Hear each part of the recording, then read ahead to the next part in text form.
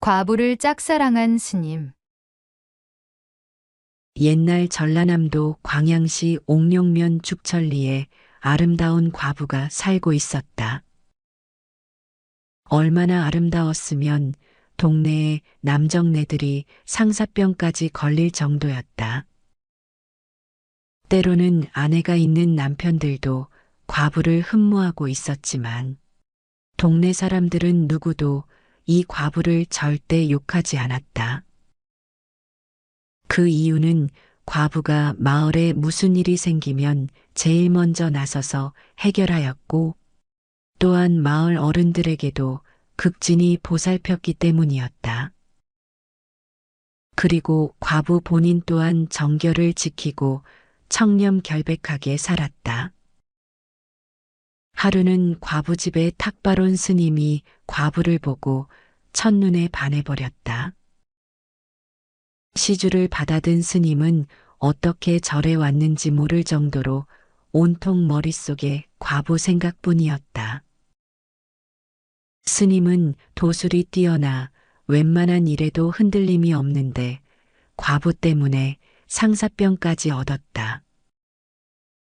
며칠을 앓던 스님은 결심을 하고는 과부를 만나러 갔다.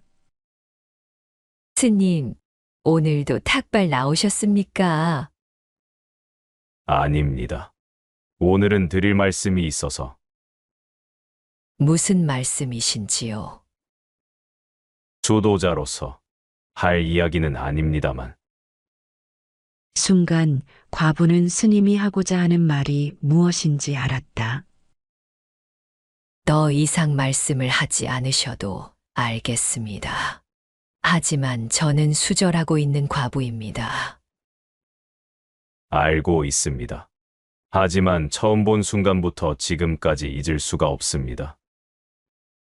맺어질 수 없는 인연이라고 거부하던 과부는 이윽고 뭔가를 결심한 듯 말을 했다. 스님은 도승이라 못하는 일이 없다고 들었습니다.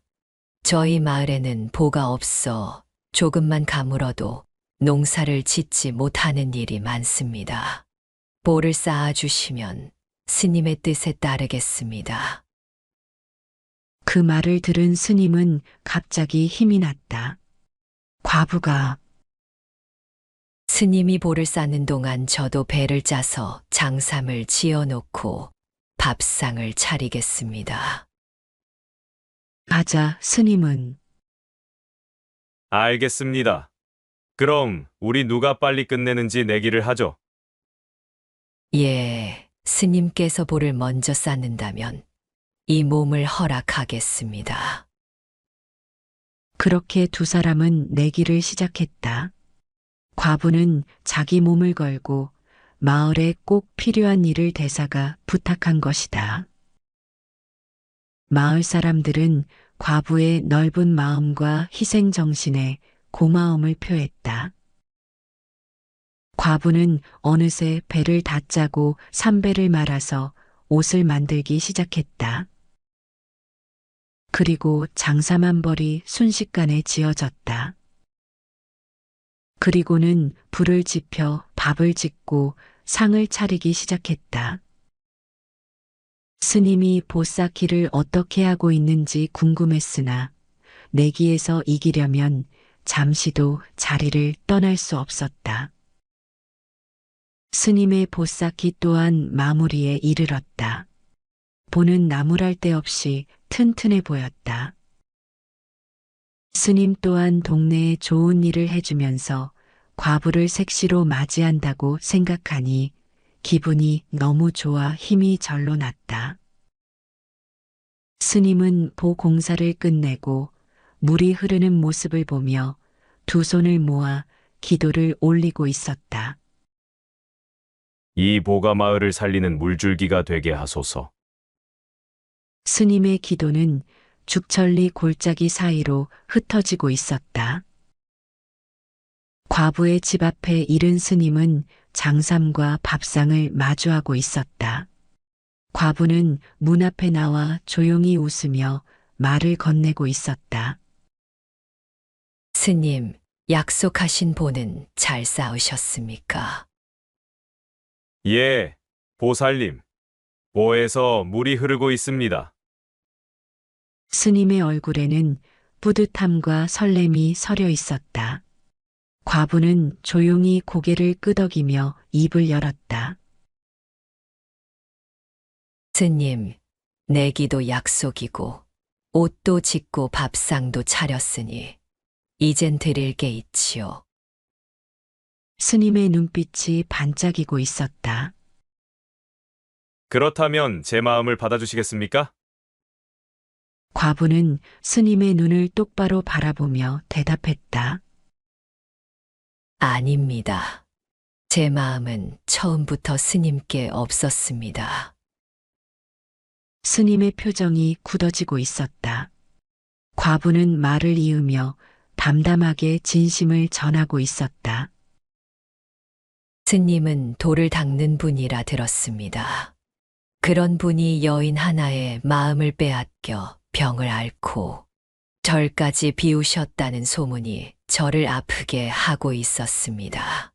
하지만 그 마음을 이용해 마을을 살릴 수 있다면 잠시 흔들려도 괜찮다고 생각하고 있었습니다. 스님은 조용히 고개를 숙이고 있었다. 그 말씀 뼈저리게 들리고 있습니다. 부끄럽고 또 고맙습니다. 과부는 장삼을 스님에게 건네주면서 이렇게 말하였다. 이 장삼은 스님께서 다시 도의 길로 돌아가시길 바라는 마음으로 지은 옷입니다. 밥상도 정성껏 차렸으니 수고한 몸을 달래시고 가십시오. 스님은 장삼을 받아 입고 밥상 앞에 조용히 앉아 있었다. 잠시 후 밥을 다 먹은 뒤 그는 고개를 숙이고 과부에게 절을 올리고 산속으로 사라져 버렸다. 그 후 다시는 세속의 정에 흔들리는 일이 없었다. 스님이 쌓음 보는 마을에 물길을 열어주고 있었다. 죽천리 사람들은 매년 그 보 앞에서 제를 지내며 감사한 마음을 전하고 있었다. 과부는 평생 수절하며 마을을 도우며 살아가고 있었다. 사람들은 그녀를 물길을 연 여인이라 부르며 존경하고 있었다. 세월이 흘러 스님은 남쪽 산골 깊은 절의 주지가 되어 있었다. 제자들에게는 이런 말을 자주 남기고 있었다. 돌을 닦는 이가 마음 하나 다스리지 못하면 세속도 망치고 자신도 망친다. 하지만 그 마음조차 누군가에게 이로움이 된다면 그 또한 도의 일부가 아니겠느냐. 그리하여 죽천리에는 물길과 함께 전해 내려오는 과부와 스님의 이야기가 있었다. 그 이야기는 사람들 마음속에 오래도록 남아 전설처럼 이어지고 있었다. 자식복이 터진 남자. 옛날 한양에 한 양반이 살고 있었다. 조상이 물려준 얼마 안 되는 재산으로 근근히 먹고 지내는데 자식 복이 많아 거의 해마다 연년생으로 자식을 뒀다. 이렇게 연년생으로 자식을 낳다 보니 생활비가 많이 들어 한양 양반은 가리지 않고 일을 했다. 어느 날 이웃의 부잣집에서 부산에 편지를 전해달라는 부탁이 들어왔다. 부자는 두툼한 보수를 내어놓으면서 이 일을 잘해달라고 신신당부했다. 한양 양반은 부산까지 밥을 빌어먹다시피 하고 여비를 절약하면서 자기가 맡은 일을 완수했다. 편지를 전달하고 난 한양 양반은 집에서 굶주리고 있을 식구들 생각을 하니 도무지 돈을 내고 객사에서 편히 잘 수가 없었다. 이에 돌아오는 길에는 과객질로 남의 사랑에서 자고 밥을 얻어먹으면서 한양으로 향했다. 그러던 중 저녁이 돼서야 충청도 땅에 이르렀다. 한양 양반은 하룻밤 자고 갈 만한 곳을 찾다가 제법 여유가 있어 보이는 집을 발견하였다. 집주인은 50세 전후의 풍채 좋은 선비였다. 찾아온 뜻을 전하자 귀찮은 기색도 없이 흔쾌히 맞아주었다. 저녁밥도 주인과 겸상을 했다. 상을 물린 뒤 한양 양반은 주인과 얘기를 나누다 자손 얘기를 하게 되었다. 몇 남매나 두었습니까? 연년생으로 자식을 낳아 그 수를 가끔 잊기도 합니다. 주인은 그 말을 듣고 아무 말 없이 밖으로 나갔다. 한양 양반은 불안했다. 자신의 대답이 결례되지 않았는지 돌이켜보기도 하였다. 그때 방문이 열리더니 잘 차린 주한상이 들어왔다. 과객의 처지로는 과분한 대접이었다. 주인은 한양 양반과 술잔을 주고받더니 갑자기 한양 양반의 손을 꼭 잡고 부탁했다. 이 사람을 위하여 수고 한번 해주오. 내 섭섭지 않게 재물은 드리리다. 주인은 그 마을의 제일 가는 부자지만 자식이 없었다. 소실을 셋이나 두었지만 모두 허사였다. 주인은 자신에게 결함이 있음을 알고 한양 양반에게 자식을 낳아달라 부탁한 것이다. 한양 양반은 주인이 측은하고 호기심도 잃어 주인의 소실들과 잠자리를 갖기로 했다. 다음 날 주인은 한양 양반을 데리고 대문을 나섰다. 본집과 연이어서 기와집 세 채가 나란히 자리하고 있었는데 주인은 그 첫 번째 집으로 한양 양반을 안내했다. 뒤이어 주한상이 나오고 술이 몇 잔 돌자 주인이 자리를 비워주었고 한양 양반은 주인의 첫째 소실과 잠자리를 같이 했다. 그 다음 날은 두 번째 집으로 가서 전날과 같은 절차를 거쳤고 셋째 날은 세 번째 집으로 찾아갔다. 나흘째 되던 날 한양 양반은 주인과 작별을 하고 말두피를 얻어 그 집을 나섰다. 말 위에는 커다란 농이 실려 있었는데 집에 돌아와 풀어보니 금은 보화가 하나 가득 들어 있었다.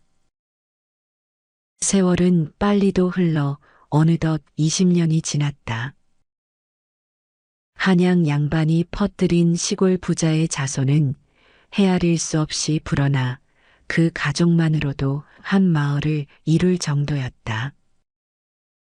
그러던 어느 날 한양 양반의 집에 지체 높은 신분으로 보이는 사내 셋이 찾아왔다. 새 사내는 한양 양반을 보더니 아버님 절 받으세요. 하며 넙죽절을 했다. 무슨 일인지 몰라 어쩔 줄 몰라 하는 한양 양반에게 새 사내는 그동안의 얘기를 했다. 충청도 부자는 세상을 떠났고 새 어머니의 당부로 새 아들은 친아버지를 찾아온 것이었다. 한양 양반은 한양에 있는 집을 정리하여 가족들을 데리고 충청도로 향했다. 장장 10리에 걸친 대가족의 행렬은 옥천 땅을 찾아 정착했다. 옥천 땅에 닿자 먼저 새아들이 준비한 저택으로 아버지를 데리고 갔다. 그곳은 충청도 부자가 생전에 지어놓은 대저택으로 본채와 별채가 7채에 이르고 뒷동산에는 과수원과 연못이 자리하고 있었다. 한양 양반의 아내는 어리둥절한 얼굴로 자식들에게 물었다. 우린 어디에 묵는 게냐? 이곳은 누구의 집이냐? 그러자 첫째 아들이 정중히 말했다. 어머님, 이 집은 아버님과 어머님을 모시기 위해 지은 집입니다. 새어머니께서 돌아가시기 전 꼭 친부모님을 정성껏 모시라 하셨습니다. 이제부터 여긴 어머님의 집입니다. 아내는 그 자리에 털썩 주저앉아 눈물을 훔쳤고 한양 양반도 하늘을 우러러보며 이게 다 무슨 복인가? 하며 감격했다. 며칠 뒤 옥천고을 원님이 직접 한양 양반을 찾아와 인사를 했다. 훌륭하신 자손을 두셨다 들었습니다. 새 아드님은 고을에서도 이름이 높고 백성들의 존경을 받는 양반입니다. 이 고을의 발전에도 크게 이바지하고 계시지요. 한양 양반은 손사래를 치며 저는 그저 밥 얻어먹고 돌아다니던 보잘것없는 몸입니다. 다 자식들 덕이지요. 그러자 원님은 머리를 조아리며 말했다. 이제 이 고을의 어른은 어르신이십니다. 앞으로 마을에 큰 결정을 내릴 때마다 자문을 구하겠습니다. 그날부터 한양 양반은 옥천 고을에서 삼가의 조부라 불리며 존경받는 원로가 되었다. 세 아들은 각기 한 집안을 이루고 있었고 연년생으로 낳은 친자식들도 10명이 넘다 보니 온 마을이 한양 양반의 피부치로 가득 차고 말았다. 가을이 깊어가던 어느 날 한양 양반은 손주들을 둘러앉히고 지난날 자신이 살아온 이야기를 하고 있었다. 얘들아, 너희 할애비는 한양서 먹을 게 없어 여기까지 떠돌아왔다. 내 아버지들은 나를 아버지라 부르기 전까지 단 한 번도 본 적이 없었지.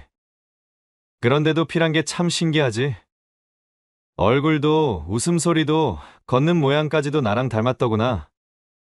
손주들은 고개를 갸웃하면서도 할아버지의 말에 눈을 반짝였다. 그중 제일 장난기 많은 손자가 물었다.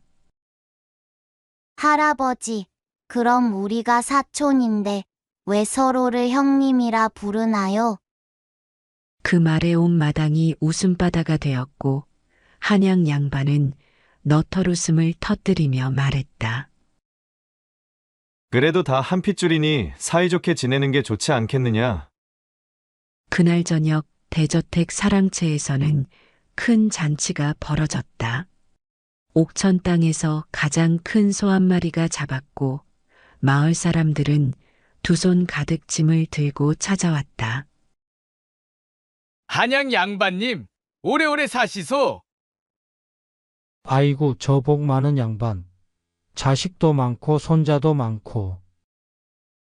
한양 양반은 마당 한가운데에 앉아 사람들을 맞이하며 생각했다.